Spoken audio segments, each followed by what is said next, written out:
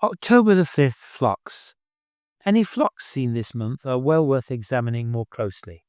Some are just family groups now coalescing into flocks, but others are recently enlarged due to the inclusion of newly arrived immigrants, which may include the occasional rarity or even vagrant. There are also just flocks of passage migrants flying over the city en route to their winter quarters. Some of these movements can be quite spectacular. 75 flocks of the humble chaffinch, making a total of around 700 individuals, have been recorded flying through Trafalgar Square in a mere 2.5 hours. Chaffinch flocks are often single-sex, the gentleman flocks travelling together, and the females with juveniles travelling separately. The most familiar flocks seen this month are those of starlings, wood pigeons, crows, feral pigeons, Canada geese, and parakeets. Some of these can swell to over 1,000, and exceptionally over 4,000. Other flocks occasionally reaching 100 or more include jackdaws, greenfinches, linnets, meadow pivets, and redshanks. Rather smaller flocks are formed by skylarks, stockdoves, thrushes, lapwings, and pied whitetails. More rarely encountered are those of siskins, lesser redpoll, and meadow pivets, as well as reed and corn buntings. Small groups of ducks are also typical of October, with any larger flotillas developing later. Some flocks, for various reasons, can be identified from a distance. Flocks of finches rise and fall in open areas in an easily identifiable way, whilst they are busy looking for seeds. Skylarks do the same in places like Wanstead Flats, but settle again much more quickly. Flocks of rooks seem to enjoy flying together more than other birds, with much more unnecessary ducking and diving. Flocks of waterfowl seem shyer than usual, possibly due to nervous new arrivals who have just joined them. Wood pigeons often prefer to feed silently in remote areas of woodland, before suddenly producing a great clatter of wing trapping when they're disturbed. Redwings have just arrived, have a habit of remaining in the same area. Although yellowhammer flocks are rarely seen in October, they are instantly identified by their colour alone.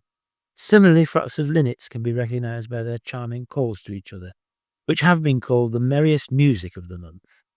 The best place to look for interesting flocks are London's reservoirs, woods, open farmland, and marshes along the lower Thames. Particularly good reservoirs are those around Staines, Walthamstow, and along the Lee Valley. Here, in large flocks of coots, moorhens, wigeon, poshards, tufted ducks, and shovelers can all be found, as well as great crested grebes, and possibly even little grebes. Especially good woodlands, where flocks are liable to be seen, include Wimbledon and Putney Commons, as well as Banstead Wood in the south and Norfolk Great Wood in the north. Where conifer woodland can be found, for example at Ottershot, there may well be parties of goldcrests. Flocks of tits seem invisible as they are often heard yet not seen. This month there is a possibility of 6 different tits making up such flocks, as well as the occasional nuthatch, goldcrest, or treecreeper, all of which are known to join them.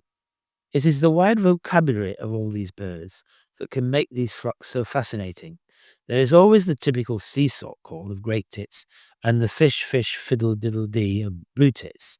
Long-tailed tits calling to each other has been compared to the sound of rain on leaves. In places like Wimbledon Common, where there is a good population of coal tits, you may well also hear their higher, more bouncy calls. In places such as North Great Wood, Rye Meads, or even Selsdon Wood, where marsh tits are still present, you may hear them pinging. Unfortunately, the delicate nasal calls of willow tits, which used to be heard in North London woods, seem to be heard no more. On top of all this, tits are good mimics and often copy the birds who are flying with them.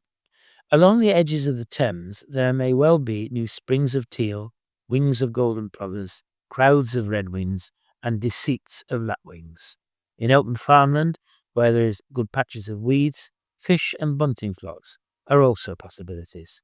Those of greenfinch and goldfinches can reach 100 or more in places such as Horsden Hill, and rather smaller flocks of corn buntings are regularly seen on mainland marshes.